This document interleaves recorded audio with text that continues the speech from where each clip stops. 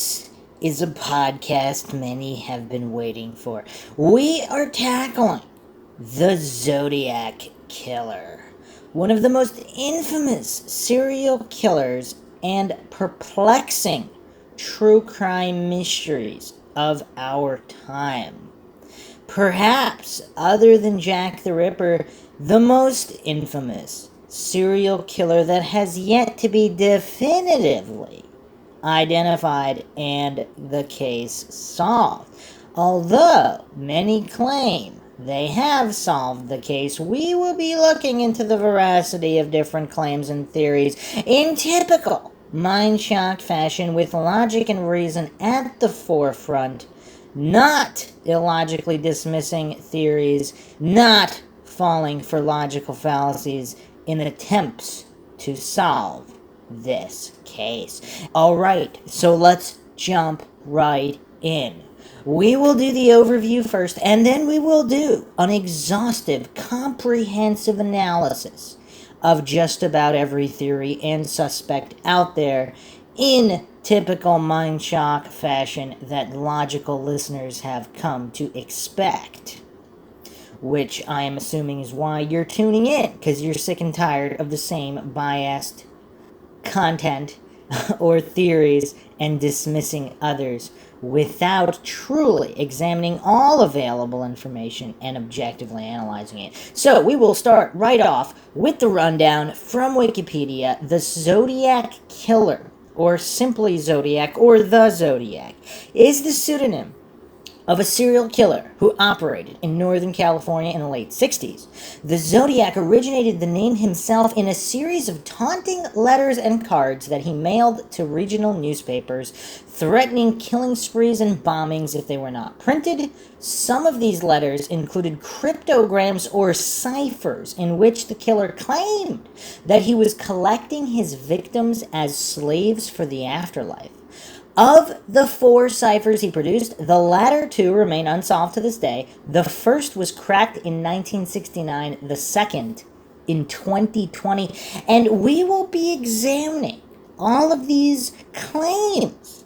Some believe that the Zodiac, some of these letters were hoaxes, possibly even all of them. I mean, there's all sorts of theories, and we do have to look at all of them without falling for faith, fallacies, and assumptions that many people just simply take on blind faith. Whatever information is perpetrated in the mainstream, they just take it on blind faith as gospel.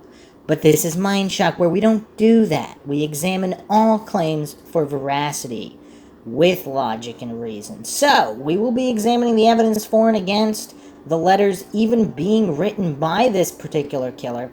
We will even examine victims who may or may not have been killed by the Zodiac Killer. And this is similar to Jack the Ripper, where if you take as gospel that certain victims are victims, certain victims are not, that's problematic. So again, in the interest of true objectivity and the honest pursuit of truth, we have to at least consider the possibility that some of the victims were not his, or possibly even more victims were his, and we'll be getting into that next. Continuing on the breakdown here, the Zodiac murdered 5 known victims, and again, we will be examining what known means, in the San Francisco Bay Area between December 1968 and October 1969, alternating among rural, urban, and suburban settings. In chronological order, the known attacks took place in Benicia, Vallejo, unincorporated Napa County, and the city of San Fran proper. He targeted young couples, with 2 of the men surviving attempted murder. He also killed a lone male cab driver. The Zodiac himself once claimed to have murdered 37 victims, and he has been linked to several other cold cases, some in Southern California or outside the state. The SFPD marked the case inactive in April 2004, but reopened it some point prior to March 2007. So it did not remain inactive for long. That's curious as well. The case also remains open in the city of Vallejo, as well as Napa County and Solano County. The California Department of Justice has maintained an open case file on the Zodiac murders since 1969. So, murders and correspondence. Confirmed murders, and again, we will be re-examining that claim on what was or wasn't confirmed. And just a quick teaser, we also will be going into theories where if the Zodiac killer is more than one individual, how that would play out in analyzing all of this information and evidence. Confirmed murders. Although the Zodiac claimed to have committed 37 murders in letters to the newspapers, investigators agree only on 7 confirmed victims, 2 of whom survived. They are David Arthur Faraday, 17, and Betty Lou Jensen, 16, shot and killed on December 20th, 1968 on Lake Herman Road within the city limits of Benicia. Michael Renault Magot, 19, and Darlene Elizabeth Farron, 22, shot on July 4th, 1969 in the parking lot of Blue Rock Springs Park in Vallejo. While Magot survived the attack, Farron was pronounced dead on arrival at Kaiser Foundation Hospital. Brian Calvin Hartnell, 20, and Cecilia Ann Shepard, 22, stabbed on September 27, 1969 at Lake Berryessa in Napa County. Hartnell survived 8 stab wounds to the back, but Shepard died as a result of her injuries on September 29, 1969. Paul Lee Stein, shot and killed October 11, 1969 in the Presidio Heights neighborhood in San Francisco. So, the Lake Herman murders. The first murders widely attributed to the Zodiac were the shootings of high school students Betty Lou Jensen and David Arthur Faraday on December 20th, 1968 on Lake Herman Road just inside Benicia city limits. The couple were on their first date and planned to attend a Christmas concert at Hogan High School about 3 blocks from Jensen's home. They instead visited a friend before stopping at a local restaurant and then driving out on Lake Herman Road. At about 10:15 p.m., Faraday parked his mother's Rambler in a gravel turnout, which was a well-known lover's lane. Shortly after 11 p.m., their bodies were found by Stella Borges, who lived nearby. The Solano County Sheriff's Department investigated the crime, but no leads developed. Utilizing available forensics data, Robert Graysmith postulated that another car pulled into the turnout just prior to 11 p.m. and parked beside the couple. The killer may have then exited the second car and walked toward the Rambler, possibly ordering the couple out of it. It appeared that Jensen had exited the car first, but when Faraday was halfway out, the killer shot him in the head. The killer then shot Jensen 5 times in the back as she fled. Her body was found 28 feet from the car. The killer then drove off.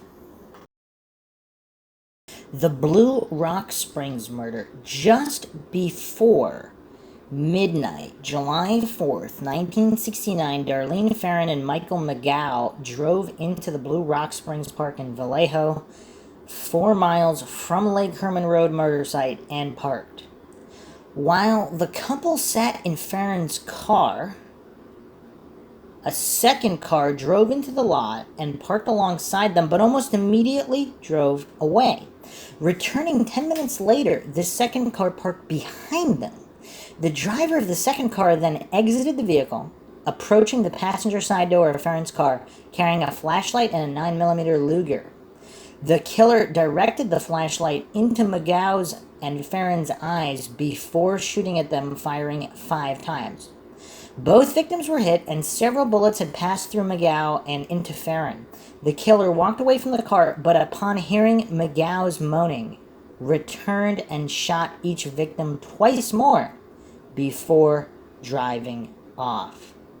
On July 5th, 1969, 12:40 a.m., a man phoned the Vallejo Police Department to report and claim responsibility for the attack. The caller also took credit for the murders of Jensen and Faraday 6.5 months earlier. Police traced the call to a phone booth at a gas station at Springs Road and Tulumne, located about 0.3 of a mile from Farron's home and only a few blocks from the Vallejo Police Department. Farron was pronounced dead at the hospital. McGow survived the attack despite being shot in the face, neck, and chest. McGow described his attacker as a 26 to 30-year-old, 195 to 200 pounds, or possibly even more, 5'8", white male, short, light brown, curly hair. And, I mean, what is that? How would the Zodiac feel about that? So he walked away, he heard them moaning, so he came back, shot him again, and then walked off and still didn't kill this guy. First letters from the Zodiac. August 1st, 1969. 3 letters prepared by the killer, or allegedly prepared by the killer, were received at the Vallejo Times-Herald, the San Francisco Chronicle, and the San Francisco Examiner. The nearly identical letters, subsequently described by a psychiatrist to have been written by, quote, someone you would expect to be brooding and isolated, end quote, took credit for the shootings at Lake Herman Road and Blue Rock Springs. Each letter also included 1/3 of a 408-symbol cryptogram, which the killer claimed contained his identity. The killer demanded they be printed on each paper's front page, or he would, quote, cruise around all weekend, killing lone people in the night, and then move on to kill again until I end up with a dozen people over the weekend, end quote. And cruise is spelled C-R-U-S-E. Curious. And then, of course, I mean, I'll get into this later as well. So he's claiming that this 408-symbol cryptogram contained his identity, but even if it contains an identity, why would it be his? So again, I don't know why people expect these criminals to be honest. I mean, again, maybe they are. It's very possible it does contain his real identity.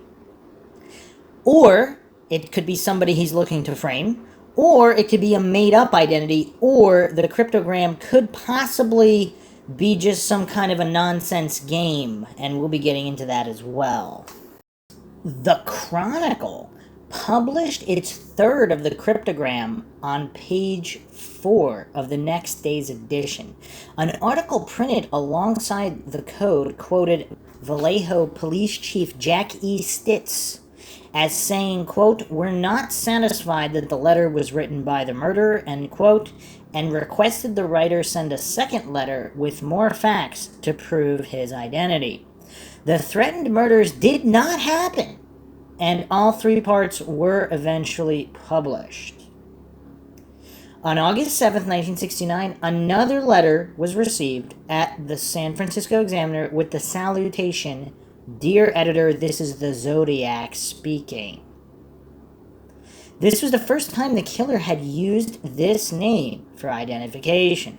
The letter was a response to Chief Stiltz's request for more details that would prove he had killed Faraday, Jensen, and Farron.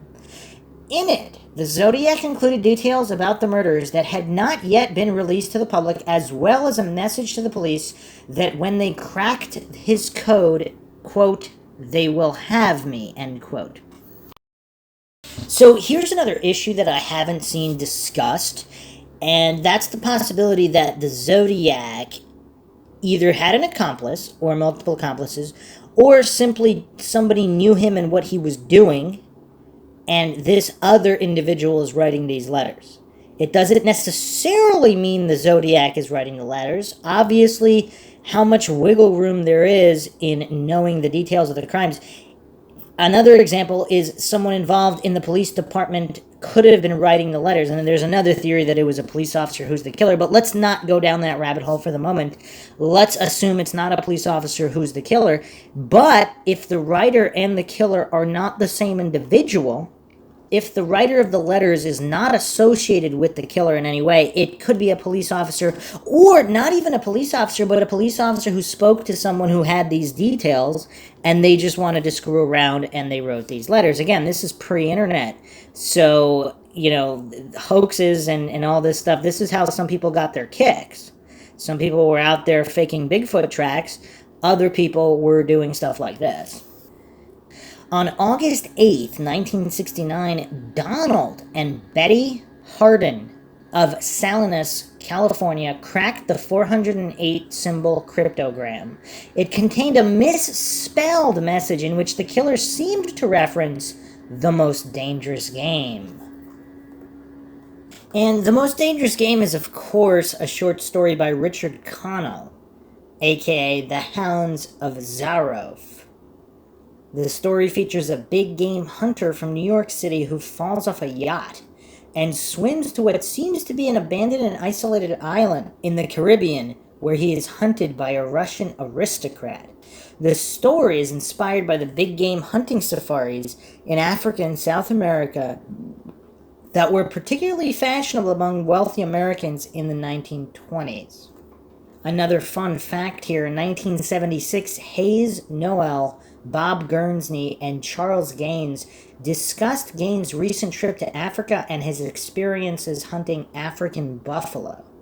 Inspired in part by Gaines's memories and in part by The Most Dangerous Game, they created paintball in 1981. So back to the Zodiac breakdown here. The author also said that he was collecting slaves for his afterlife. No name appears in the decoded text, and the killer said that he would not give away his identity because it would slow down or stop his slave collection. So, again, we'll get into that a little deeper later, but apparently he's saying that his name is in the cryptogram, and then decoding the cryptogram in the alleged decoding, the killer stating he wouldn't give away his identity. So, again, this is the kind of individual you're dealing with here. Even if this is not the killer, this might not be the killer.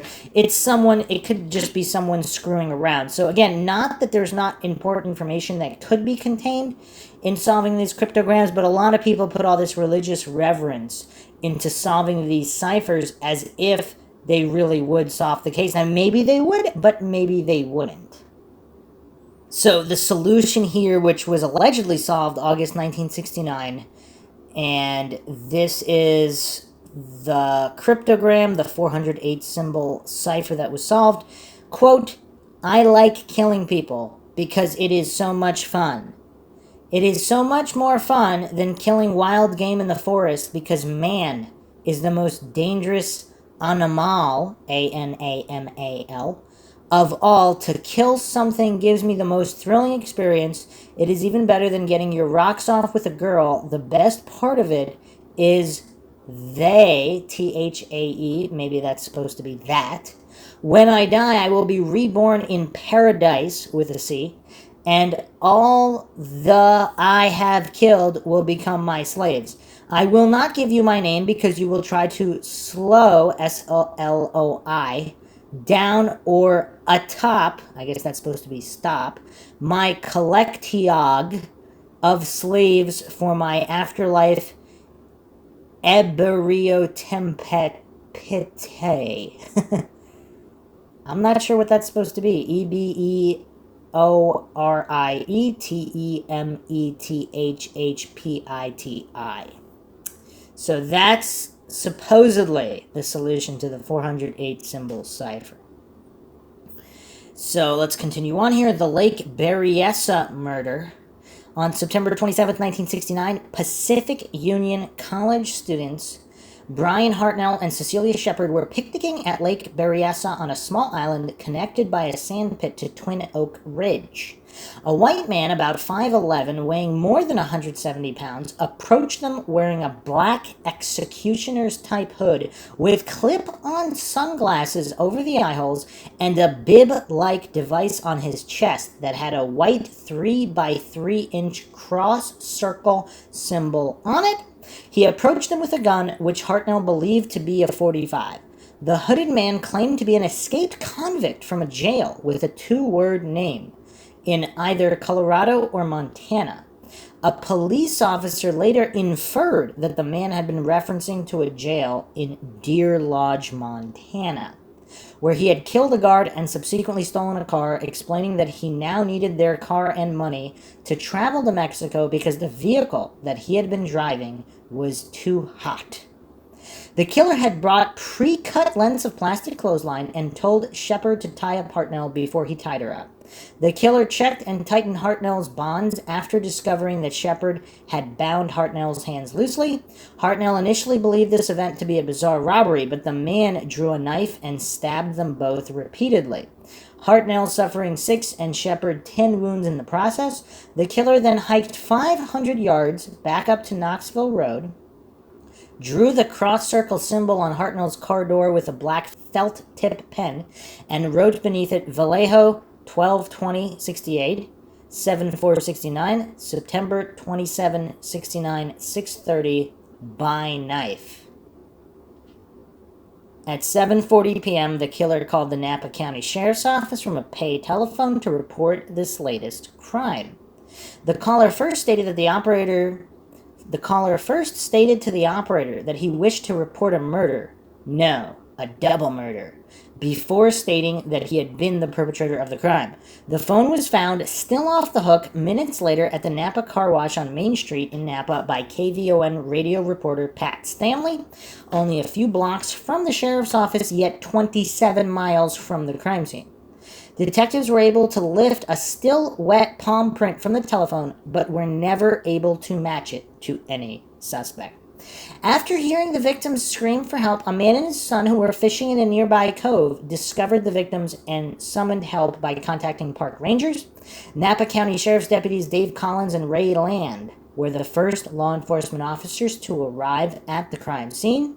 Shepard was conscious when Collins arrived, providing him with a detailed description of the attacker. Hartnell and Shepard were taken to Queen of the Valley Hospital in Napa by ambulance. Shepard lapsed into a coma during transport and never regained consciousness. She died 2 days later, but Hartnell survived to recount his tale to the press.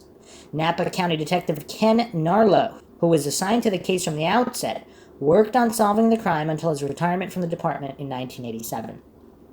So there's some curiosities here. Zodiac, if this is the same individual in all these crimes, he's failed to kill 2 victims now. And the victim's companion died 2 days later after their wounds. And of course, this is a departure in MO. And again, is there definitive proof that there was only one individual here? We'll be getting into that later as well.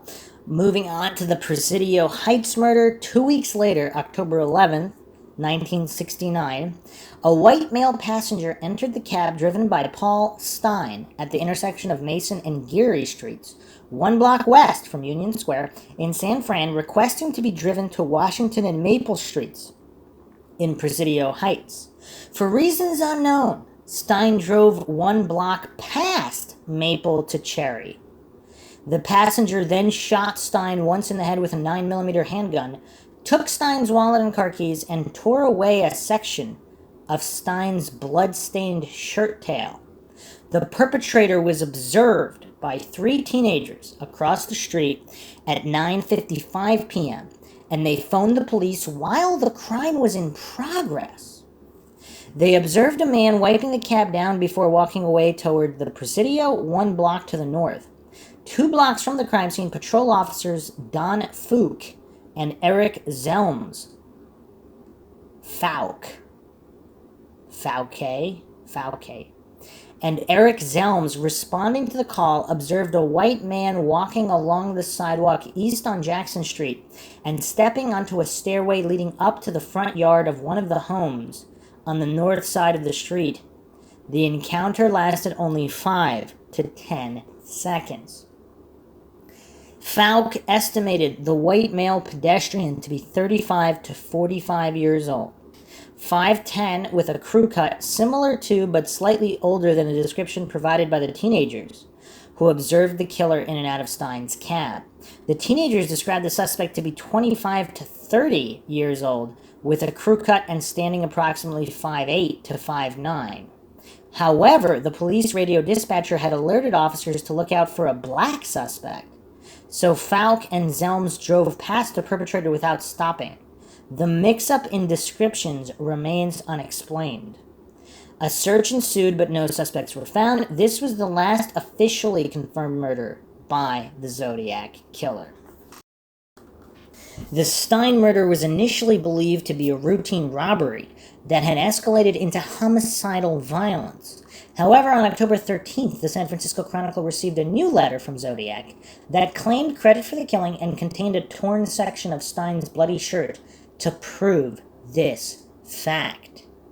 The 3 teen witnesses worked with the police artist to prepare a composite sketch of Stein's killer. A few days later, the police artist returned, working with witnesses to prepare a second composite sketch. Detectives Bill Armstrong and Dave Toshi were assigned to the case. The San Francisco Police Department investigated an estimated 2,500 suspects over a period of years. So yeah, obviously there's a lot of suspects here. I mean, this is more suspects than even Jack the Ripper, of course. So, a couple notes here. Normally, teenagers would say someone looks older than they really do because they're so young. So that's an interesting discrepancy there, that the officers are estimating 35 to 45, whereas the teenagers are stating 25 to 30, and they're saying 5'8" to 5'9". Falk is saying 5'10", so 1 to 2 inches, that's still within the realm, I guess, of error, where it could possibly be the same guy. But then the police radio dispatcher is saying to look out for a black suspect. So again, does that mean there's 2 individuals here? Or did something get mixed up from another crime somewhere else, and wires got crossed in some regard? Either way, that's an interesting note there, that the teenagers are saying 25 to 30, and Falk is saying 35 to 45. I mean, that's curious, and teenagers, of course, have parents, so it's not like they haven't seen parents, teachers, whoever. It's not like they haven't seen individuals who are 25 years old, older brothers, sisters, whatever, versus 30 years old, versus 45 years old. I mean, this is weird. This is definitely weird. Also, depending on the heights of the teenagers themselves, they were saying 5'8" to 5'9". So does that mean some of them said 5'8" and some of them said 5'9"? I mean, 5'8" could possibly be noticeably different than 5'10". Obviously, 5'9", not so much, but curious. Curious indeed. The 1969 mailings and the 2020 breakthrough. On October 14th, 1969, the Chronicle received another letter from the Zodiac, this time containing a swatch of Paul Stein's shirt tail as proof he was the killer. It also included a threat about killing school children on a school bus. To do this, Zodiac wrote, quote, "Just shoot out the front tire and then pick off the kiddies as they come bouncing out," end quote. Wow, that's really weird and messed up at the same time. At 2 p.m. on October 20th, 1969, someone claiming to be the Zodiac called the Oakland Police Department, demanding that one of 2 prominent lawyers, F. Lee Bailey or Melvin Belly, appear on AM San Francisco, a talk show on KGO-TV hosted by Jim Dunbar. Bailey was not available, but Belly... Bailey and Belly. But Belly did appear on the show. Dunbar appealed to the viewers to keep their lines open. Someone claiming to be the Zodiac called several times, and Belly asked the caller for a less ominous name, and the caller picked Sam. The caller said he would not reveal his true identity as he was afraid of being sent to the gas chamber, then California's capital punishment method. Belly arranged a rendezvous to meet the caller outside a shop on Mission Street in Daly City, but no one arrived. What a shocker. The call was later traced back to a patient in a mental institution, and investigators concluded that the man was not the Zodiac. On November 8th, 1969, the Zodiac mailed a card with another cryptogram consisting of 340 characters. This cipher, subbed Z340, remained unsolved for over 51 years. On December 5th, 2020, it was deciphered by an international team of private citizens, including American software engineer David Oranchak, Australian mathematician Sam Blake, and Belgian programmer Jarl van Eyck. In the encrypted message, the Zodiac denied being the Sam who spoke on AM San Francisco, explaining that he was not afraid of the gas chamber, quote, because it will send me to paradise with a C all the sooner, end quote. The team submitted their findings to the FBI, which verified the discovery. The FBI stated that the decoded message gave no further clues to the identity of the Zodiac. On November 9th, 1969, the Zodiac mailed a 7-page letter stating that the two policemen stopped and actually spoke with him 3 minutes after he shot Stein. Excerpts from the letter were published in the Chronicle on November 12th, including the Zodiac's claim. That same day, Officer Don Falk wrote a memo explaining what had happened on the night of Stein's murder. On December 20th, 1969, exactly 1 year after the murders of David Faraday and Betelgeuse Jensen, the Zodiac mailed a letter to Belly that included another swatch of Stein's shirt. The Zodiac said that he wanted Belly to help him. Alright, so this is the 340 symbol cipher, solved in December 2020. Quote, I hope you are having lots of fan, F-A-N, in trying to catch me. That wasn't me on the TV show, which bringo up a point about me. I am not afraid of the gas chamber because with 2 A's and no U, it will send me to paradise, all the sooher, S-O-O-H-E-R, because now have enough slaves to werve for me, where everyone else has nothing when they reach paradise, so they are afraid of death. I am not afraid because now that my new life, I guess that's supposed to be no, that my new life is life, will be an easy one in paradise death. Curious. Public speculation and Zodiac claims. Various authors speculated at the time of the killings that other murders and attacks may have been the work of the Zodiac, but none have been confirmed. Robert George Domingos, 18, and Linda Faye Edwards, 17, shot and killed June 4th, 1963, on a beach near Gaviota. There are some specific similarities between their attack and the Zodiac's attack at Lake Berryessa 5 years later. So Gaviota is down by Santa Barbara, and Lake Berryessa is, of course, north of Oakland. I mean, we're looking at about 360 miles. Gaviota is 360 miles south of Lake Berryessa.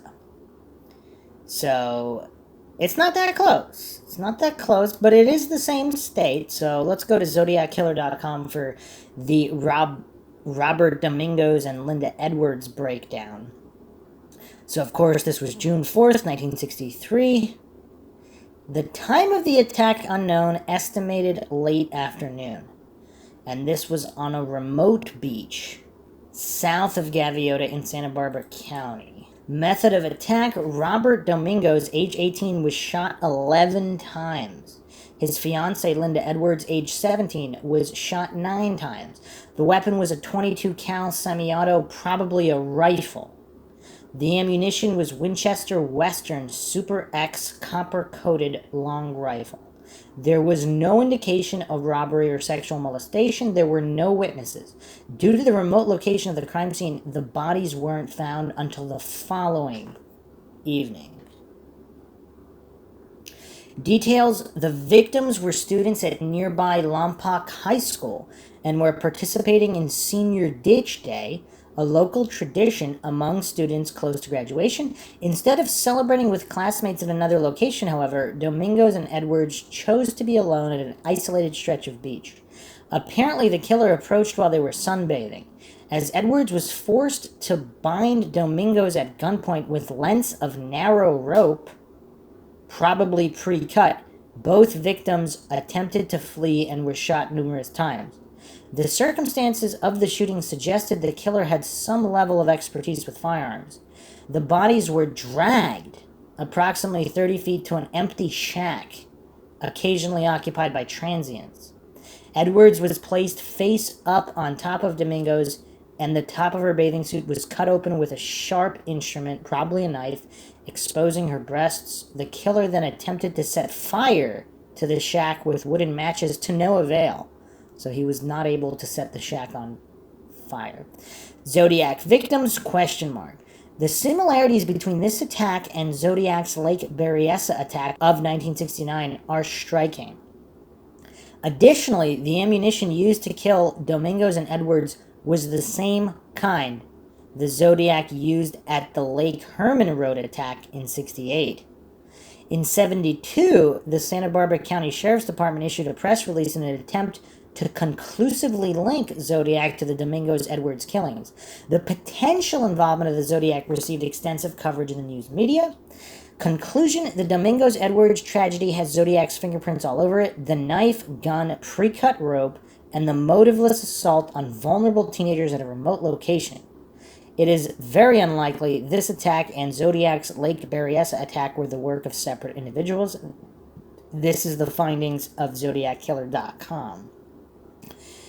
So, okay. That is curious, but this is 5 years prior, though. And that's what makes it possibly unlinked. Obviously, if it was closer to the time of the crime, it would be a little bit more possible, but not that it's not possible, again, unless people were there and they know who the Zodiac is. It's really impossible to determine definitively. Let's go to the Unresolved Mysteries subreddit here. This was posted 7 years ago by Ooh Babe. Who is the murderer known as Sandy, who killed an engaged teenage couple and an elderly quarry worker in Santa Barbara County in 1963? Was Sandy the Zodiac? This is one of the lesser-known murders with a possible connection to the Zodiac case, as well as one of the oldest unsolved serial murders in Santa Barbara County. Santa Barbara was very sparsely populated at the time, and the murders attributed to Sandy took place in a close-knit rural area consisting mostly of farmland. On June 4th, 1963, Robert George Domingos and Linda Faye Edwards decided to go to a secluded local beach near Gaviota State Park, rather than going to their school's official Senior Ditch Day party. Domingos, 18, Edwards, 17, were engaged and were to be married that November. They were bound with rope and shot a total of 20 times at some point in the evening. The prior day, around 20 miles away in Lompoc, Vern C. Smith was murdered by a suspect known as Sandy, who has never been identified. And that's a curious detail. So the day before, 20 miles away, this other guy got killed.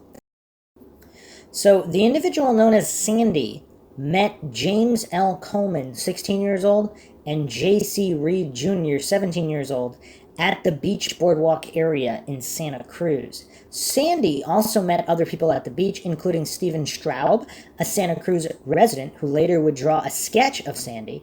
Coleman, Reed, and Sandy began a crime spree together, which included robbing a woman of $20 at her apartment in Santa Cruz. The three teenagers stole a car and drove to Lompoc.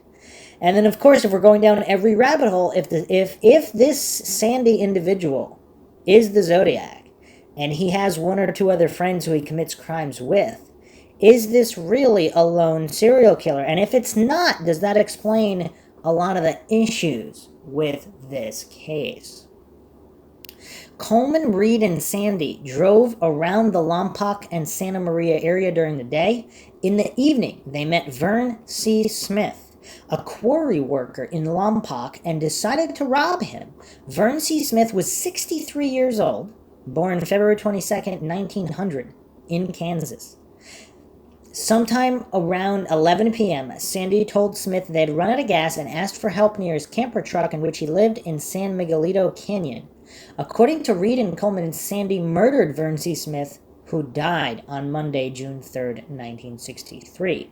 The next day, Robert George Domingos and Linda Faye Edwards were killed by an unknown perpetrator. Sandy was immediately considered to be the prime suspect by the investigators, and a statewide search was launched, but Sandy was never apprehended. Years later, in 1972, the Santa Barbara County Sheriff's Department announced that there was considerable evidence that the Zodiac may have been the killer of Domingos and Edwards. Was the individual who was known as Sandy in 1963 the same person who later became known as the Zodiac?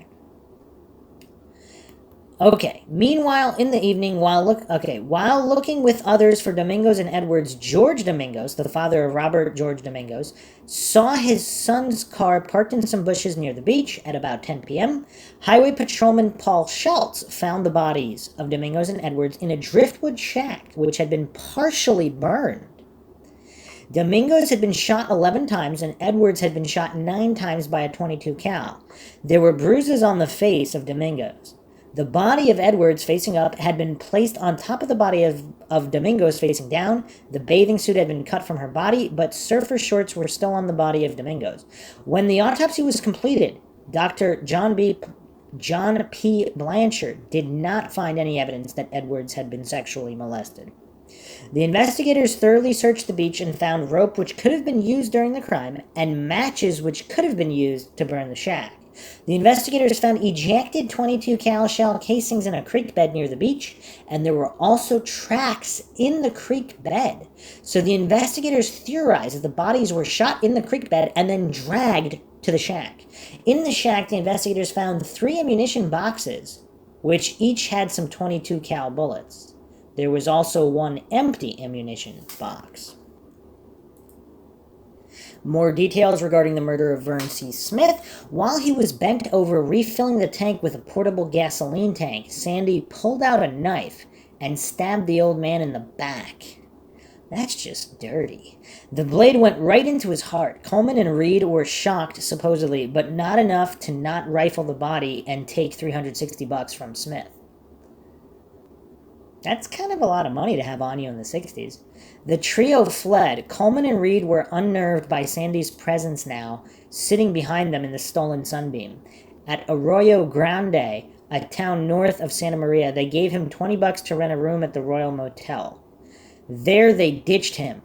The clothes he had left with them they had tossed on the roadside to Santa Cruz. So his companions basically got spooked by him. Interesting. Reed and Coleman had testified that when they asked him why he stabbed the man, he had replied, "I don't know." The police went and fetched the clothes, finding them exactly where the 2 boys had declared they had thrown them from the car. In the clothes, there was a sewn name tag with the name Bob Kaufman thereon. Investigation proved that Sandy did tenuously exist.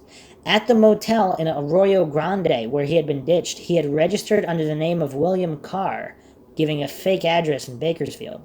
The police searched high and low, but never found Sandy. And the Steven Straub sketch of Sandy with the glasses, that sort of could be Zodiac.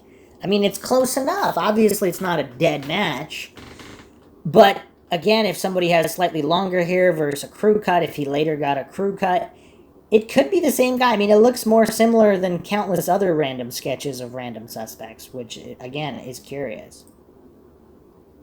Continuing the post here on Unresolved Mysteries, there are many similarities between the Santa Barbara beach murders of Domingos and Edwards in June '63 and the Zodiac Killer attack at Lake Berryessa in September '69. In both murders, we have victims, male-female couple, on a blanket by the water. In both, the attacker has a gun, knife, and pre-cut rope. In both, the attacker orders the female to tie the male, then binds them both. And like the Zodiac Killer attack on December 20th, 1968 at Lake Herman Road, a victim is shot in the back while running away. Also, the exact same type of ammo was used at Santa Barbara 63 and Zodiac attack Lake Herman Road 68. A .22 Winchester Western Super X. 6 right-hand twists and grooves indicating the same model of gun was used, and perhaps even the exact same weapon. So I guess they're not able to match whether or not the weapon is exact.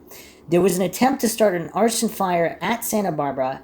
Improbable Zodiac victim Kathleen Johns, her car was burned, and there are several other arsons close in time and space to suspected Zodiac crimes. Some counterpoints here. To me, there is a better link between the Santa Barbara murders and Zodiac than between Sandy and the Santa Barbara murders. The MOs and victims are nothing alike in the cases, and it seems like the only link is they happened in relatively close proximity, time and place. Also, Sandy's sketch looks pretty young, and they refer to him as a teenager, while Zodiac was clearly described to be in his late 30s in '69.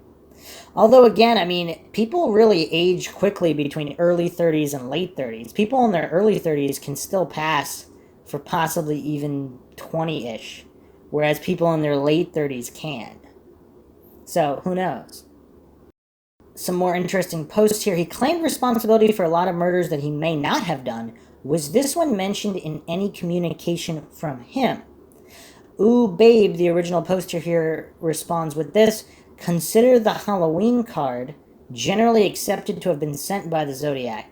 The back of the card contains the inscription, by fire, by knife, by gun, by rope, which fits the Domingos Edwards murders. There was an attempt to burn down the shack containing the bodies. A sharp implement, presumably a knife, was used to cut open Edwards' bathing suit. Multiple gunshot wounds were the cause of death, and rope was used to bind the victims. The Zodiac never claimed credit directly for any of the SB murders, but in the March 13, 1971 letter, in which he indirectly, some would say dubiously, claims credit for the Bates murder, he says, I do have to give them credit for stumbling across my Riverside activity, but they are only finding the easy ones. There are a hell of a lot more down there. By down there, he probably meant Southern California as a whole, and in my opinion, the phrasing implies that the murders did not necessarily take place recently. Zodiac researchers are split 50-50 when it comes to the connection to the '66 murder of Cheri Jo Bates, but my personal belief is that the Zodiac almost certainly was involved.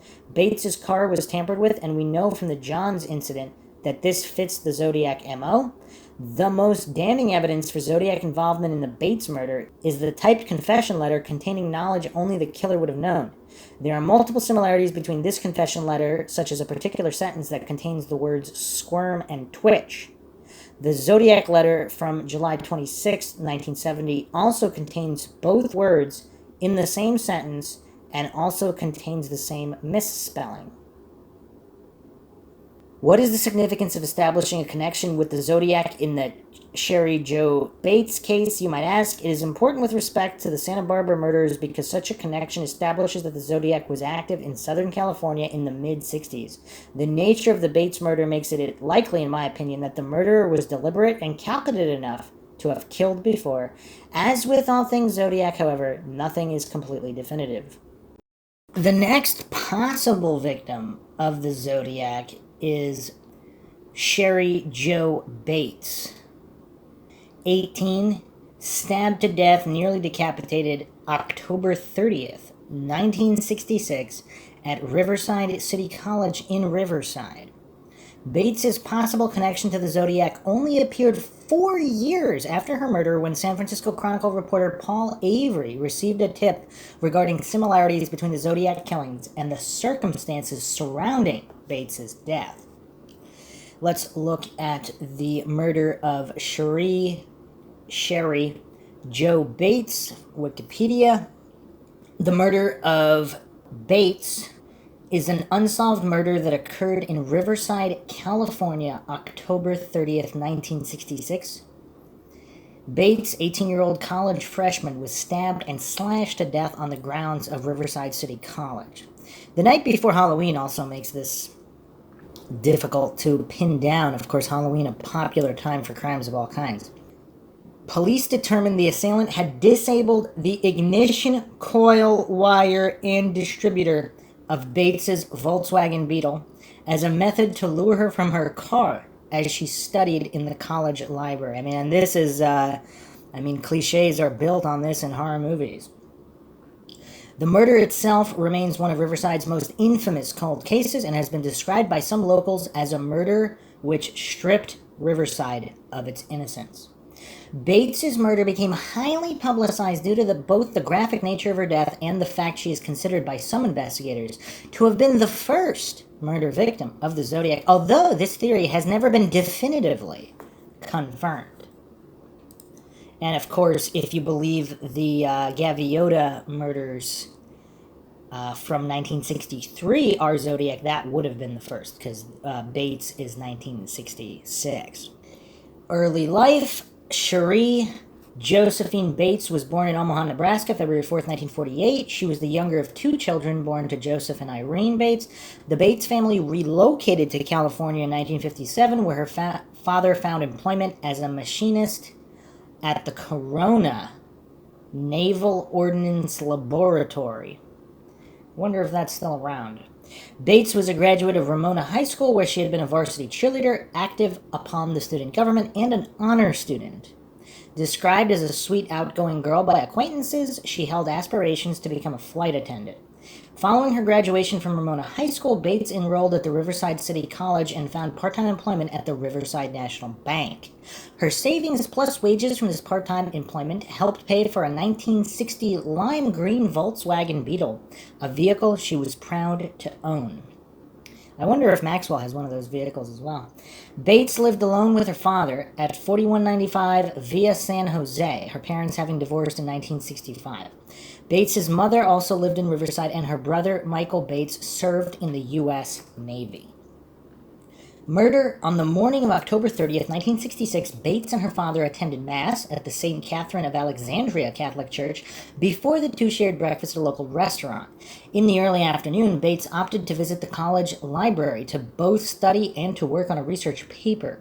She is known to have twice phoned a close friend of hers named Stephanie at 3 and 3:45 p.m., asking whether she would like to accompany her to the college library to study and retrieve books, although on the occasion of the second phone call, her friend refused. Bates is believed to have left her house to visit the college library sometime between 4 and 5 p.m., 4:30 and 5 p.m. Her father had returned home in the evening to find a note taped to the family refrigerator reading, "Dad went to RCC library." Shortly before Bates left her home, she phoned a co-worker at the Riverside National Bank, inquiring as to whether she had seen a term paper bibliography she, Bates, had misplaced. When her co-worker replied she had not, Bates replied, "Now I'll have to start all over on my note cards." A subsequent eyewitness report given to Riverside investigators indicates Bates drove her Beetle in the direction of RCC at approximately 6:10 p.m. This eyewitness also claimed her vehicle was closely followed by a bronze 65 or 66 model Oldsmobile. According to many eyewitnesses, Bates studied in the library until the standard closing time of 9 p.m. A subsequent witness statement obtained from a female RCC student given to investigators would claim that a young man, whose age she estimated to be either 19 or 20 and approximately 5'11" in height, had been lurking in the shadows across the street from Bates's vehicle, and had been staring in the direction of her car around the standard closing time at the library. Although this witness did not know the individual lurking within the shaded areas aside the street, as she had passed him, the two exchanged brief pleasantries. Bates's father waited the entire night for his daughter to return home before filing a missing persons report with Riverside Police at 5:43 a.m. He filed this report after phoning Bates's close friend Stephanie in the early morning hours, only to be informed that she, Bates, was not at her residence and had intended to study at the library the previous evening, having held no plans to spend the evening away from home. At approximately 6:28 a.m. on the morning of October 31st, a groundskeeper named Cleophas Martin discovered Bates's body on the grounds of RCC. And I mean, this is really the stuff of nightmares. And the other thing to keep in mind, I mean, this is the 1960s. Obviously, in today's world, unfortunately, people are so desensitized, but I mean, this is scary stuff. Investigation: Bates was found sprawled face down on a gravel path between two unoccupied houses on Terracina Drive, close to the library parking lot where she had parked her Beetle the previous evening. She was still dressed in a long-sleeve pale yellow print blouse and faded red capri pants, and her woven straw bag, containing both her ID and 56 cents, lay alongside her body. Her clothing was undisturbed but was saturated in blood. She had been repeatedly stabbed in the chest and left shoulder and suffered several deep slash wounds to her face and neck. 10 feet from Bates's body, investigators discovered a cheap, paint-splattered Timex brand wristwatch with a 7-inch circumference along with a footprint of a shoe produced by Leavenworth prisoners, sold solely in military outlets. A shoe sold solely in military outlets. Was the sole of the shoe sold solely in military outlets? The shoe size is between 8 and 10 inches. Although only 5'3" in height, Bates had been an athletic girl. Both an examination of the crime scene and Bates' subsequent autopsy revealed ample evidence of a ferocious physical struggle between Bates and her murderer, she having evidently scratched her assailant's arms, face, and head and torn off his wristwatch. Bates's Beetle was parked just 75 yards east of the location where her body was discovered. The ignition wiring of the vehicle had been deliberately pulled loose, but the ignition key was in place and both the driver's side and passenger window were rolled partly down. 3 library books on the subject of U.S. government were lying on the front seat, and several smeared, greasy palm prints and fingerprints were found upon the vehicle. Investigators would determine that these prints did not belong to Bates or any of her friends or relatives and believe they may have belonged to her murderer. So this guy did not wear gloves, possibly. An autopsy revealed Bates had been repeatedly kicked in the head, in addition to having received 2 stab wounds to her chest, inflicted by a knife estimated to be 1.5 inches wide and 3.5 inches in length. Her left cheek, upper lip, hands, and arms had also been cut, with 3 slash wounds to her throat and having severed her jugular and larynx and almost decapitating her. Bates had evidently laid upon the ground when she had received the knife wounds to her left shoulder blade and neck. Furthermore, she had not been subjected to any form of sexual assault or robbery within this attack. Numerous fragments of skin and brown hair were also recovered from beneath the fingernails of her right hand. This evidence having evidently been collected beneath her nails as she clawed at her assailant in a desperate effort to defend herself. The ground surrounding her body was described in her official autopsy report as, quote, looking like a freshly plowed field, end quote. I mean, is that 60s language? I guess you don't really hear things described that way today. November 4th, 1966, Bates was laid to rest at Crestlawn Memorial Park in Riverside. Her parents, older brother, several hundred other mourners were present at this service. Murder scenario. Within 24 hours of Bates's murder, investigators had interviewed 75 individuals, including numerous RCC students, and had begun interviewing military personnel stationed at the nearby March Air Force Base. By November 6th, all but 2 of the individuals known to have been on the RCC campus had been traced and eliminated from the inquiry. Investigators also received testimony from 2 separate individuals who had heard brief female screams emanating from the direction of Terracina Drive on the evening of the murder. From this, plus the conclusion of the coroner, investigators determined Bates had most likely been murdered at approximately 10:15 p.m. Wait a second, though. The library closes at 9. Investigators into her background could also deduce no obvious motive and revealed nothing which could classify her as an obvious or typical target for any form of revenge or random non-sexual violence. Investigators theorized Bates' murderer had likely disabled her vehicle before waiting for her to return from her studying within the college library on the night of her murder. They also believed the perpetrator likely surprised Bates after she had repeatedly attempted to start her car before offering her assistance as an initial ruse to lure her from her vehicle before proceeding to attack her within a dimly lit section of Terracina Drive, partly shielded from the view of potential witnesses by domestic shrubbery.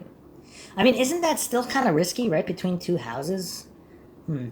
At the time of discovery, both windows of Bates's Beetle were rolled down and the keys of her vehicle were still in the ignition, thus meaning she had likely been forced from her vehicle to the scene of the murder, where she stood aside or sat inside her vehicle. At the initiative of Detective Sergeant David Bonine, a staged reenactment of Bates's final hours studying within the RCC library was conducted 9 days after her funeral in the hope of producing vital eyewitnesses. Present at this reenactment were 62 students, 2 librarians, and 1 custodian who had actually been in the library on the evening of October 30th, all of whom sat or stood where they had actually been on the evening in question. All participants who owned a vehicle were asked to park their car in precisely the same spot it had been on the evening of the murder, and all participants wore the same clothing they had on the evening in question. The initiative did bring forward numerous eyewitnesses, although no fruitful leads were gained.